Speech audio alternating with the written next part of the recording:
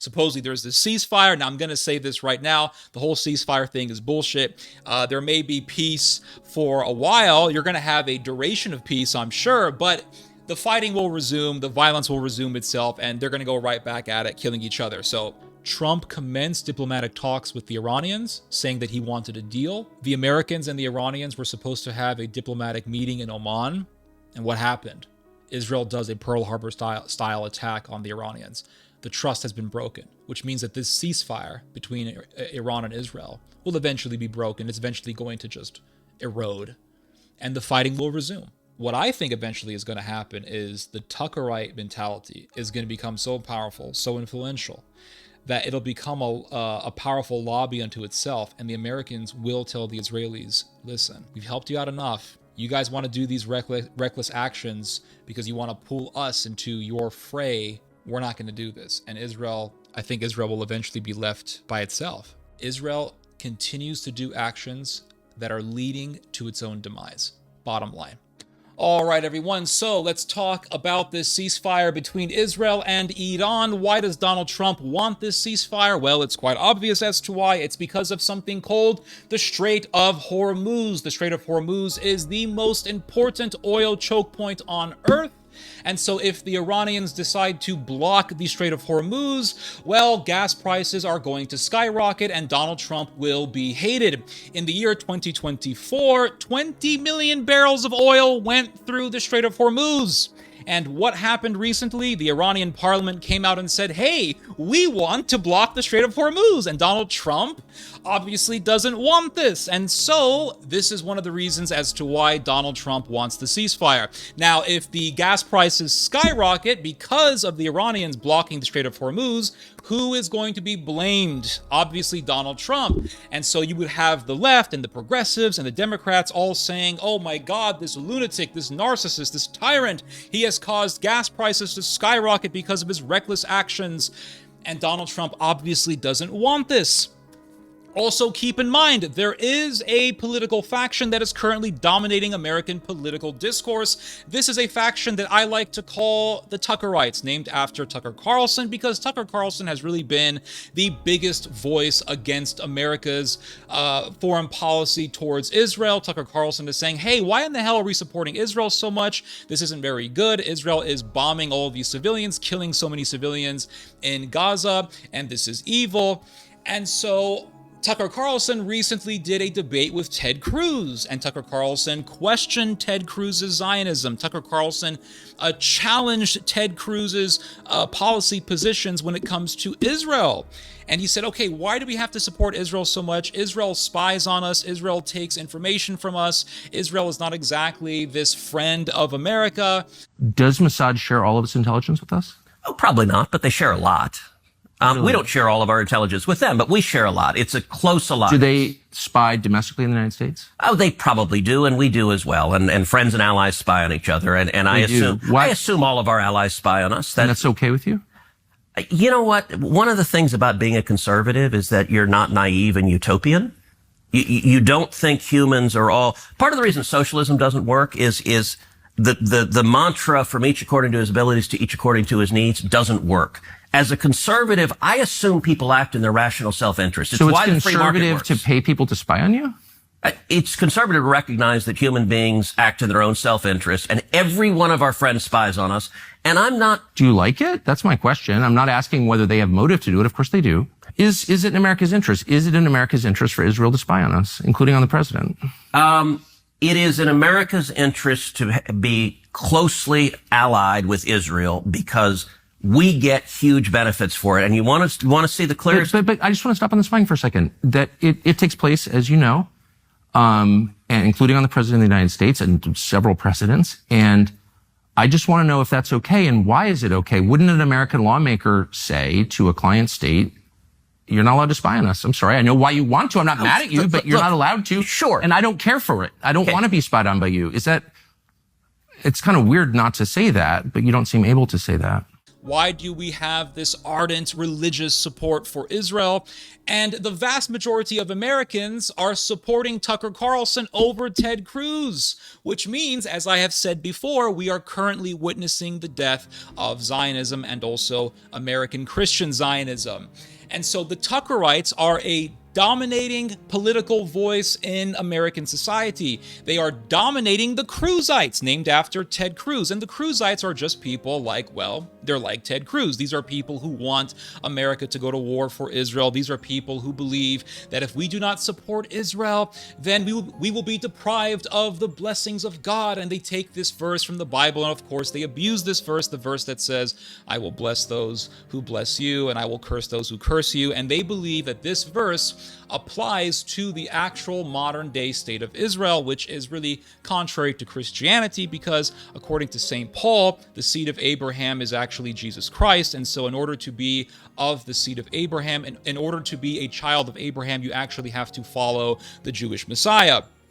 But these people believe that by Israel, the Bible is referring to the actual modern-day state of Israel, not Netanyahu, the Likud government, the Knesset. That's who and what the Bible is referring to. It's a heresy. It's just this Zionistic way of thinking that is very literalist. But anyway, those are the Cruzites. And the Cruzites are dying out. They are really an endangered species. But nonetheless, they are a substantial portion of the American population. But the Tuckerites are dominating. So Donald Trump has to really appease both sides. He has to please both sides. And so if Donald Trump does a serious war with Iran, he loses the Tuckerites, who are really his base. 19% of Trump voters actually believe in going to war for Israel or going to war against Iran for Israel. They are a minority. So Donald Trump cannot piss off the Tuckerites. At the same time, the Cruzites, these are the people like Huckabee, they worship Israel. They are dying out, but they are still substantial. So Donald Trump has to please that side as well, please that faction. So like I said in my last video, if Donald Trump just leaves it at this, if he just leaves it at, we hit these nuclear sites in Iran and that's it, it's not really going to affect his position. People will forget about this. But if he goes into a serious war, then he will really, really lose a lot of his base. He will destroy his reputation, and he will really ruin the position of the Republican Party. Because remember, a lot of people voted Republican because they are against war. They want no more wars. And the voice online that is really dominating websites like X, YouTube, Facebook, is the voice that says no more wars and no more wars for Israel. And so you have this, it's so hilarious to see this, guys. You have this Ted Cruz guy who is talking as if we're still in 2006. We're still in this super pro-Israel Zionistic American society where people are going to these CUFI meetings. And for those of you who don't know, CUFI is an acronym that stands for Christians United for Israel. They used to be really, really big. They used to throw these huge conferences, and now very few people actually attend these conferences, but they used to be a pretty big deal. And so this Ted Cruz guy is talking as if the vast majority of Americans are thinking like John Hagee. He's talking as if we're still living in 2006, like he's in some CUFI meeting. And I guess he's oblivious to the fact that the opinion of Tucker Carlson is dominating American society. And so here's this Ted Cruz guy saying, well, you know, the Bible says that we have to support Israel. And Tucker Carlson is like, okay, why do you say that? Well, because the Bible said so. So the Bible is referring to the actual modern day state of Israel. Is that what you're saying?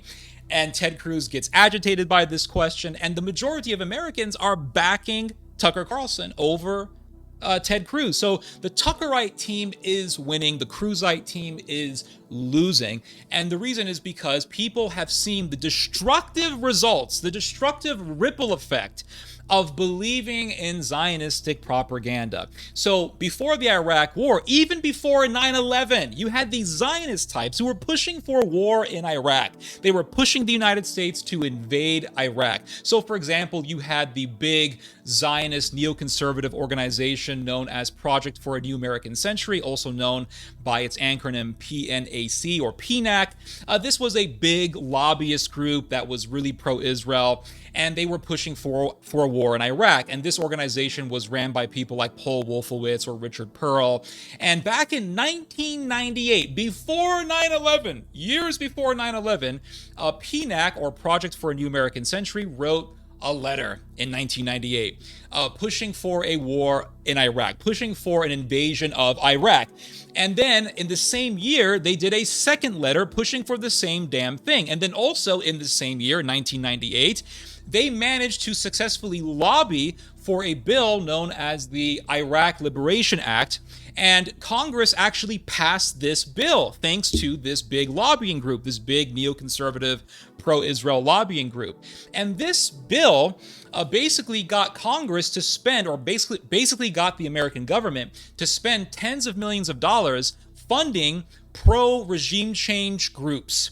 And the biggest pro-regime change activist that got this funding was a guy by the name of Ahmed Chalabi. Ahmed Chalabi was a fraudster. He was a scam artist who robbed the Petra Bank in Jordan, and he was wanted by the Jordanian government. Well, the neoconservatives propped this guy up, propped Ahmed Chalabi up as one of their main sources for Saddam Hussein being this huge threat against America.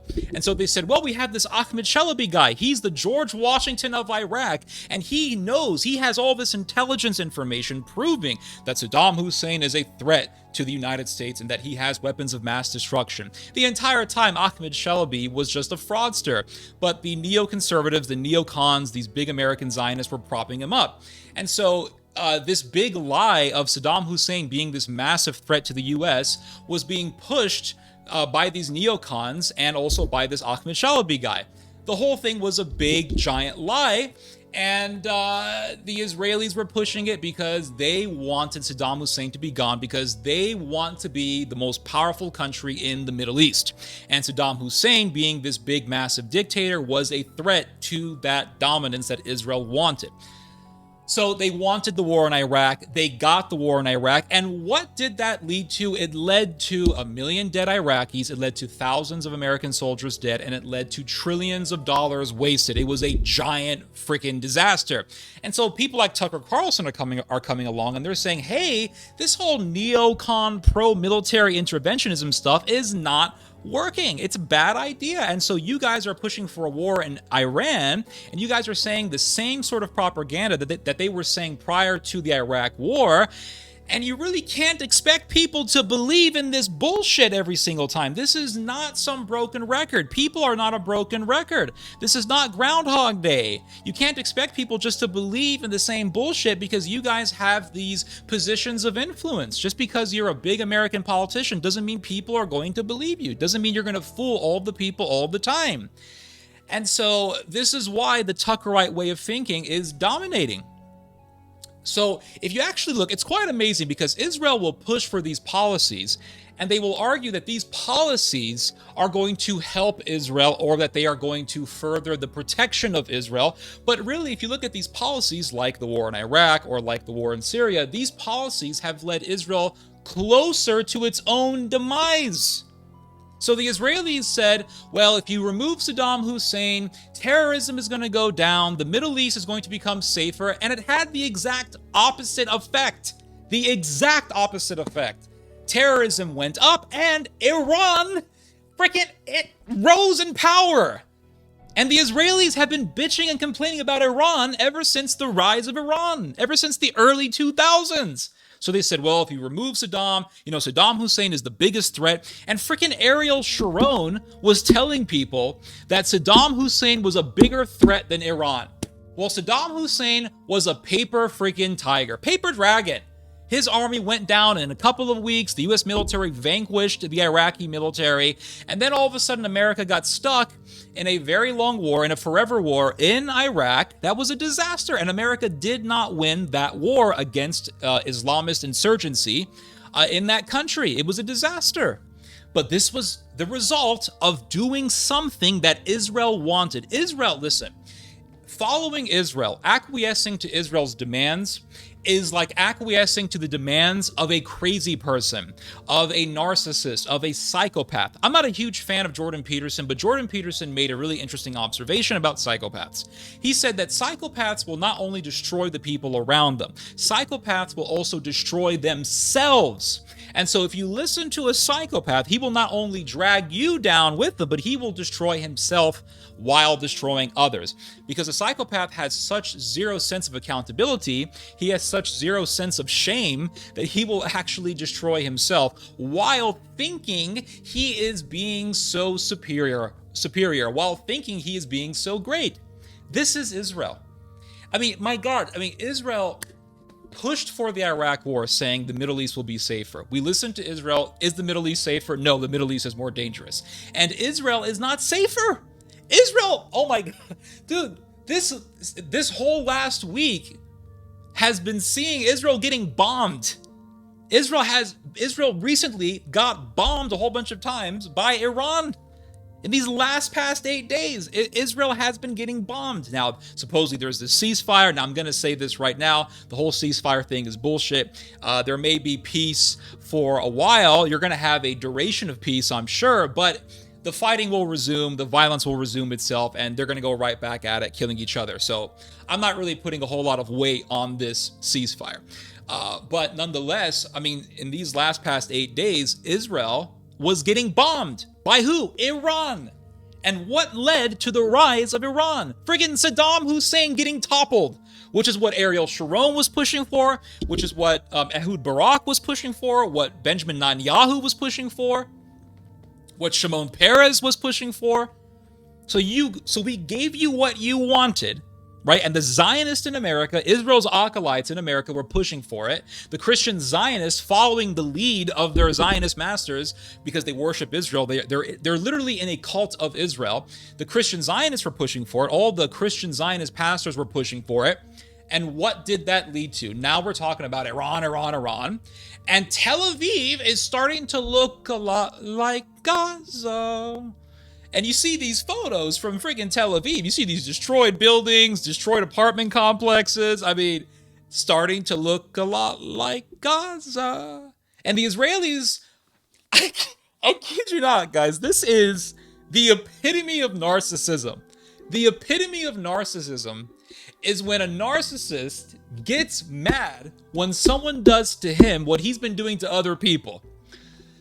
It's like when a criminal shoots at a police officer and the cop shoots the criminal and the criminal goes down and goes, "Man, why'd you shoot me, man? Why, man? I was just trying to feed my wife and kids." Right? This is the epitome of freaking narcissism. Israel bombs the shit out of Gaza for months and months and months, tens of months, slaughters tens of thousands of people, does a food embargo, starves people, and then you have people starving, trying to feed themselves and their children, going to these food distribution sites, and then they get shot. They get shot. And if you look at what the eyewitnesses said, they read the eyewitness accounts. They will say, Israel was shooting at us. IDF soldiers were shooting at us. Now they say, well, it's Hamas. Possibly, maybe it's one of those, maybe it's this ISIS affiliate group in Gaza that Israel has been backing. I think it's called the Abu Shahab or Abu Shabab group. I'm not sure. But people are getting shot as they're trying to get food. And the Israelis shoot at them. And so Iran bombs Israel, and I don't like seeing that. I don't like seeing countries get bombed. I don't like seeing Israel getting bombed. But you have these Israelis saying, oh my God, the Iranians are hitting civilian infrastructure. The Iranians are hitting civilian areas. What the hell have you guys been doing this whole time in Gaza? They don't even see it. And if a person cannot see what their country does wrong, that is what you call a fanatical nationalist. This is why nationalism is dangerous, because it blinds people from seeing the wrongdoing of their country. And Israel is a very divided country. The divisions between Israel can be seen in these stories that you can find online, documenting how you actually had Israelis preventing other Israelis from entering bomb shelters, because every time Iran would bomb Israel, these alarms would go off, of course, and then the Israeli people would be alerted, and so they would have to go into these bomb shelters to protect themselves from getting bombed. And so these bomb shelters are throughout Israel. And there is this area in Israel, it's called Lod, or Lid. The Arabs call it Lid, the Jews call it Lod, regardless of which one you choose.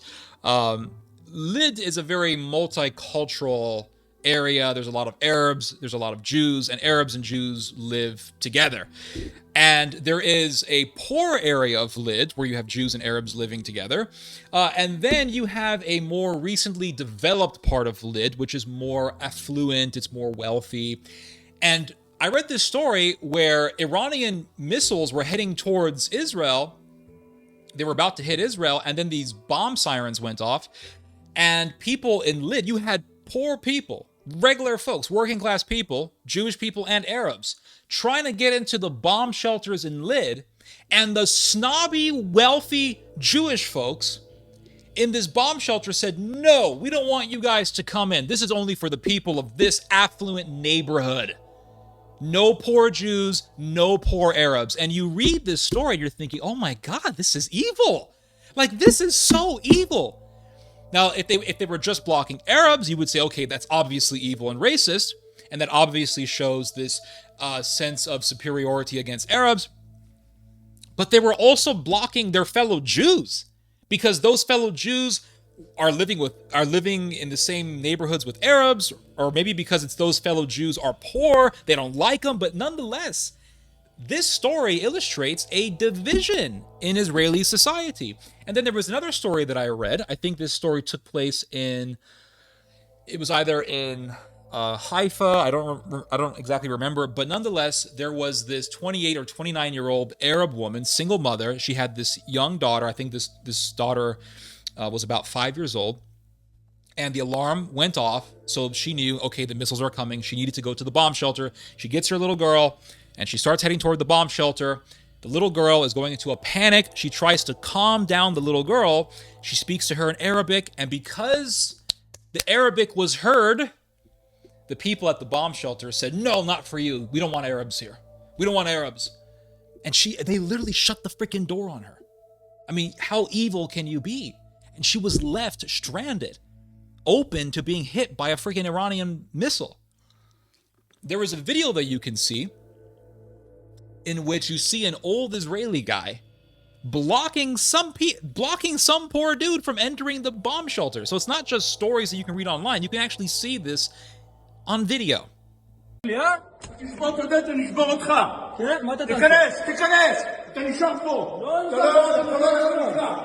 אתה לא נכנס למקלט, תישאר פה, זה אל תיכנס, תישאר פה. תישאר פה, אתה תישאר להיכנס פה. חכה. תישאר פה, אתה יכול לדבר מי שאתה רוצה, אתה לא נכנס. אתה לא נכנס. ואם יהיה לי פה טיל? יכול להיות. תלך למקום אחר. אין לי מקום אחר, אין לי. יש לך. יש שם עוד אנשים, הנה מה? אנחנו לא נכנסים לפה. לא נכנסים לפה. הוא לא נותן להיכנס. אין דבר כזה, אני עובדת כזה. אני יודע, אני צילמתי אותו את הבן זונה. בוא. תן להיכנס, מה זה לא נותן להיכנס? היא נכנסת אתה לא. מי? למה? למה? כי היא צריכה להיכנס. למה היא צריכה להיכנס? זה מקלט שלה, לא שלך. מה היא שונה? מה זה מקלט שלה? תיכנסי. אני יודע, תיכנסי. איזה אדישה, איך שהיא הולכת. תיכנסי. לא נכנסים לפה, אדוני. זוז, גבר, שלי מהעיניים, אתה מנסה. לא נכנס. אל תגע, זוז, תוריד. יש לי אמא שלך, זוז. תוריד את הידיים. תמדה. תביא את המשטרה. תביא את אמא שלך גם תביא, תמדה. הלו, יש חוק שאני צריך להיכנס. יש חוק חמישים מגמה, מה זה שתוקה, תמדה? מעניין אותי. מה הוא לא נותן לי להיכנס, אחי? אתה לא נכנס. It's so sick, guys. This is a sick society. It's becoming really It's not becoming. It already is a sick society. And I saw this video of this guy. He's a comedian, so he does this shtick where he goes to random people and asks them just annoying, obnoxious questions. One of those comedic shticks. And he goes to Israel, and he's talking to this Israeli girl. And I don't like the type of question, but nonetheless, the answer revealed something. The question was something like, the last boyfriend that you were with, did he kill a lot of people in Gaza, blah, blah, blah, something like that. And this girl says, oh, well, I was with this guy who was, I think she said he was a sniper in Gaza. And she goes, yeah, he like fire, boom, boom, boom. And the guy go boom, and beautiful blood is seen. And you see that sort of thing. You're like, this is sick. Okay, of all the guys you've met, what's the most terrorist someone's taken down? You know? Or potential terrorists? לשלוף צלף, איך אומרים צלף, נו מחיה. You know when they see from far and they do Yeah. that? So they bomb them. Nice, nice. Beautiful blood everywhere. Yeah. What the This is sick. But again, according to the Christian Zionists, according to the Cruzites, according to the Huckabees, according to the Pete Hegseths, according to the John Hagees, the Hageites, we have to bless these people all the time. And if we do not bless them, God will deprive us of his blessing. And so Israel will demand policies that not only lead to the destruction of other people, but will lead Israel into its own demise. We've already covered the Iraq War. That led to the rise of Iran, and the Israelis are complaining about Iran. They've been hit by Iran numerous times. But then you have the whole Syria policy. The Israelis, for a very long time, the Zionists, the neoconservatives, for a very long time, were pushing for the toppling of the Syrian government under the Assad regime. And they got what they wanted. They eventually got what they wanted this freaking year. And what happened? We all know what happened. Turkey rose up. And then what happened? What happened? The Israelis started complaining about Turkey. So they demand a policy like removing Saddam. America listens and acquiesces to said demand, does said policy, remove Saddam. Iran rises up, and then Israel says, America, help us against Iran. And Syria became a problem for Israel because of the rise of Iran. And you had this whole Shiite triangle situation. And then Israel started complaining about Syria. Please topple the Assad government. America helps in the toppling of the Assad government, backs an insurgency against the Assad government, really backs a bunch of Islamist terrorists in the name of fighting against terrorism, which is bullshit. So Assad got toppled, and then Israel did what? They said, America, Turkey has now risen up as a result of toppling Assad. Please help us against Turkey, Russia. And they're asking the Russians, Russia, please help us against Turkey. So this is their shtick. They demand the toppling of one government. When that government is toppled, and then you have the rise of another government, they then demand help against the rise of the following government. And then if that government gets toppled, and then another government rises up as a consequence, as a result, they will ask another country to help them against that government. It's this vicious cycle of Israel trying to get rid of all of its rivals, get rid of all of its competition, and become the most powerful country in the Middle East. So we did what Israel wanted in Syria. Now Turkey is rising up. And you see what Turkey is doing? Turkey has been accelerating its production of ballistic missiles. Turkey has been talking about a war with Israel, and the Israelis have been talking about preparing for a war against Turkey.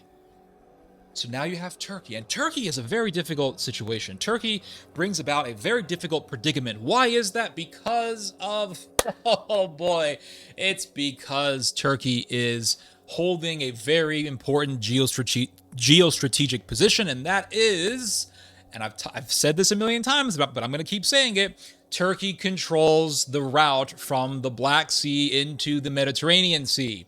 And geostrategically, this is extremely vital for NATO. Turkey is the second most armed country in NATO. It is one of the most important members of NATO. Arguably the most important member of NATO after the United States because of its control of the route from the Black Sea into the Mediterranean. Because if NATO loses Turkey, that would risk Turkey becoming an ally of the Russians, and that would mean Turkey not blocking or not hindering at all Russia's access from the Black Sea into the Mediterranean. America always wants Turkey by its side because America always wants to have the ability and the opportunity to use Turkey as a hindrance towards Russia's access from the Black Sea into the Mediterranean.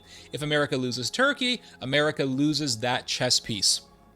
So America does not want to risk losing Turkey. So Turkey is rising up. And a lot of this is thanks to America's and Israel's policies. A lot of this is thanks to America acquiescing to the demands of these neoconservatives and this whole neoconservative policy that they were exclaiming against Iraq and Syria. And so Israel, like a psychopath, has destroyed others around it and is leading itself into its own demise. Does it know it?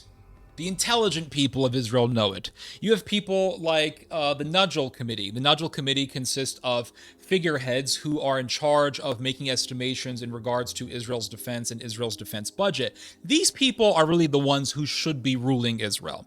People like Yitzhak Brick, who is a reservist general in the IDF. Yitzhak Brick is a very intelligent person, and he warned against Israel going into this major multi-front war. He warned Israel for a long time, saying, listen, the war that Israel is going to face in the future is not going to be won in a far distant land like Yemen. It's going to be on the home front. It's going to be in Israel itself. And once Iran started bombing Israel, Yitzhak Brick wrote an article saying, I warned you that this was going to happen. I warned that Israel's war is going to be in its own home front. And I told Israel that it needed to prepare for this, and it did not. And now it's facing the consequences.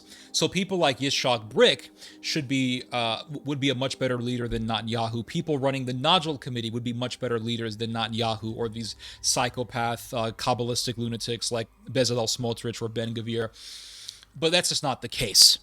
It's usually the case that destructive people rule over countries, I guess because they have such arrogance that people take their arrogance for confidence, or people take their narcissism for being certain of themselves, who knows. But Israel is leading itself into its own demise. And is America, because when the time comes when it's going to be Turkey versus Israel, who's America going to side with?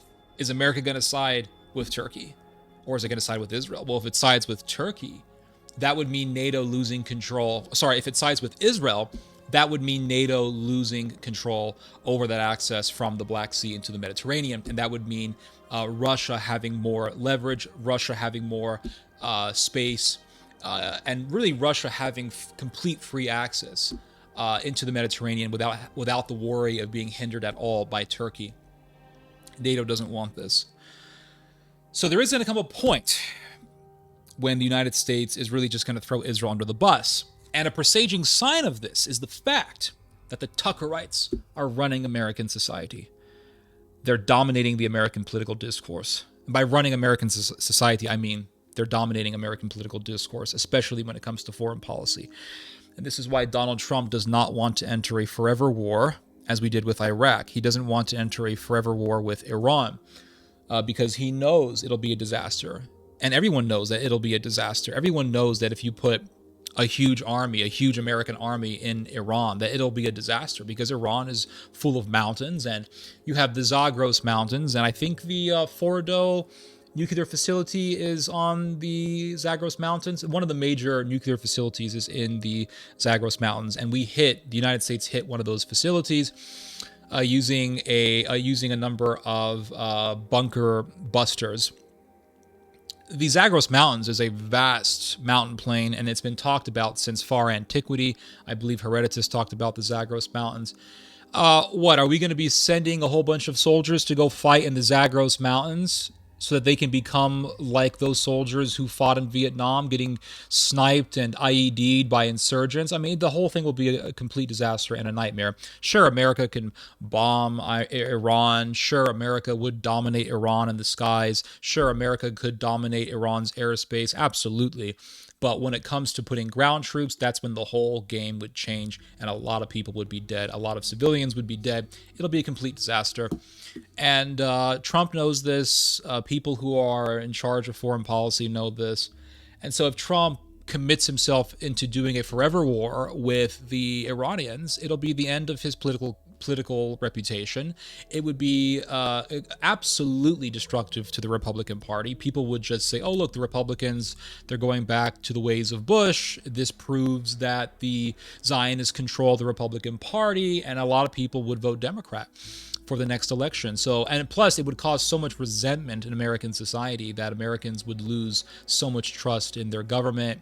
It would just be a complete disaster for America. Now, I hope that the United States doesn't commit itself into doing a major war with Iran, because it would lead to a destructive ripple effect, the likes of which we saw with Iraq, but it'll be much worse because of the fact that Iran is just so much more militarily advanced than Iraq was. But because the Tuckerites are dominating American political discourse, eventually it's going to have a ripple effect in American foreign policy in regards to Israel. And the United States is going to say, listen, we don't want to lose Turkey because of the Zionist cause. And Israel will be left facing a very powerful Turkey. And we have seen the brutality of the Turks. We have read about the Ottoman organized or the Ottoman orchestrated Armenian genocide. We can see the brutality of the Turks in real time by watching the videos of the atrocities that were recorded in the 2020 Nagorno-Karabakh war between the Azeri Turks and their backers in Ankara versus the Armenians. The Armenians lost, and Armenian civilians were beheaded and executed, and they actually recorded such atrocities, and you can see it for yourself.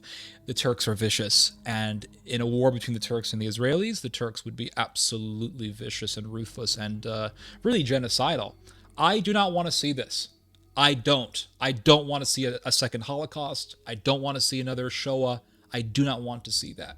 And that's why I'm saying, Israel, stop supporting these policies that will lead to your own demise. You backed the Iraq war. You pushed for the Iraq war that led to the rise of Iran. You pushed for the toppling of Syria, the toppling of the Assad government. That has led to the rise of Turkey. And now you've been pushing for this war against Iran. You did a Pearl Harbor style attack on Iran. And now the Iranians are going to accelerate their nuclear program even more. So you're only accelerating a nuclear-armed Iran by doing this. Now, we were better off just maintaining the Iran deal that was established by President Obama. And yes, I will give credit to where credit is due to President Obama. And President Obama established the Iran deal in 2015. Trump pulled out of it in 2018. I wrote an article about it. I wrote multiple articles about this back in 2018, 2019, saying it was a bad idea. The IAEA, the International Atomic Energy Agency, was telling the U.S. government, we've been doing inspections, we've been doing massive inspections, we've been working 24/7 inspecting Iran's nuclear activities, and we can tell you right now that Iran is being compliant with the rules. What does Trump do? Trump acquiesces to the demands of Sheldon Adelson, because Sheldon Adelson was telling Donald Trump, I'm your funder, I'm your political campaign funder, and I think you need to pull out, Trump, you need to pull out. And Trump pulled out. He pulled out of the deal. And so by pulling out of the deal, the United States conveyed to the Iranians that they cannot trust American diplomacy. Trump commenced diplomatic talks with the Iranians, saying that he wanted a deal. The Americans and the Iranians were supposed to have a diplomatic meeting in Oman. And what happened? Israel does a Pearl Harbor style attack on the Iranians. The trust has been broken, which means that this ceasefire between Iran and Israel will eventually be broken. It's eventually going to just erode, and the fighting will resume. And I said this last year when the Iranians and the Israelis also had an exchange of fire. I said there's going to be a duration of peace, and then they're going to resume back to killing each other. That happened. Now we're talking about a ceasefire. I hope that it lasts a very long time. I hope it lasts forever, but it's not going to last forever. The fighting will resume, and we're going to go right back talking about this whole quagmire, this whole nightmare. And the American people, for the most part, are saying, can we just pull the plug on the whole damn thing? We just want to relax. We just want to rest. And I can't blame them for having this sentiment. I was thinking about this. In our lifetime, let's say you're a millennial like me. In our lifetime, there has never been a year when we did not hear about war. I was born in 1990. What happened in the decade of the 1990s? We had the Balkan War. or wars, I should say. The United States backed the Albanians against the Serbs, the Bosnians against the Serbs, the Croatians against the Serbs. That was a massive war that lasted for pretty much 10 years. And then, also in the 1990s, we had the first Iraq War, Desert Storm. And then early 2000s, 9/11, the Iraq War, an absolutely unnecessary, reckless, destructive war that led to the deaths of over 1 million people, including American soldiers. Trillions of dollars lost, destruction, the rise of ISIS, the rise of Islamist terrorism, the rise of Iran. It led to a lot of bad things. It had a terrible ripple effect. And then, freaking the Syrian war. America backed the civil war in Syria. That lasted for a long ass freaking time. Over 10 years of fighting in Syria, beheadings, mass executions, Christians being butchered, rapes, cannibalism. I mean, just a freaking absolute nightmare, backed by NATO. 2014, America backs a Nazi coup in Ukraine. That leads to Russia wanting to protect itself from this aggressive Ukraine. Russia annexes Crimea, and a civil war commences in Ukraine, and we back the Ukrainian government against pro-Russian fighters. There's another war. Also, in, 2011 or 2012, we had the war in Libya. Obama, alongside other NATO forces, bombed Libya, and that leads to friggin' a whole regime change situation in Libya. And all of a sudden, we started seeing black people in cages being auctioned off. And this was the result of our bullshit war in Libya. Oh my God, listen, I was told for years about slavery, how America had a civil war to stop slavery, how slavery is evil. Yes, slavery is evil. And all of a sudden, I see slavery being done in real time. And I'm not talking about the use of the word slavery in a figurative sense. I mean, we saw in real time freaking 19th century style slave auctions happening because of NATO's friggin' policy. And then what happened, right? The Syrian civil war went on, fighting in Libya went on. 2020, we have a war in Nagorno-Karabakh. NATO backs Azerbaijan against the Armenians. The Turks back the Azeris. The Turks see themselves as the same people as the Azeri Turks. And all of a sudden you see friggin' Turks giving us a sample of what they did in the Armenian genocide. The Gaza war. I mean, it's just endless wars. Endless fighting, killing. And people are wondering, when the hell is it going to end? There has to come a point where we can just unplug from the insanity. And that's what people want. People want peace. They want rest. I can't blame them. And what is Israel doing? More war. Bomb Iran, bomb Iran, bomb Iran, bomb Iran. And Donald Trump told the Israelis, listen, kind of like calm down with the whole war stuff. And there's either two scenarios as to what happened with Israel's surprise attack on the Iranians. Either Donald Trump and Israel were collectively lying to Iran, talking about diplomatic talks with the purpose of deceiving the Iranians so that the Americans could then allow the Israelis to do this ambush on Iran. This is what everyone is saying. And it's, this is probably the most likely scenario, right? Because things like that don't happen usually without America's green light. But there is another explanation, and this is also likely, and this is the less subscribed to theory, and that is that America did not want Israel to do this. Trump actually wanted to proceed with talks with the Iranians.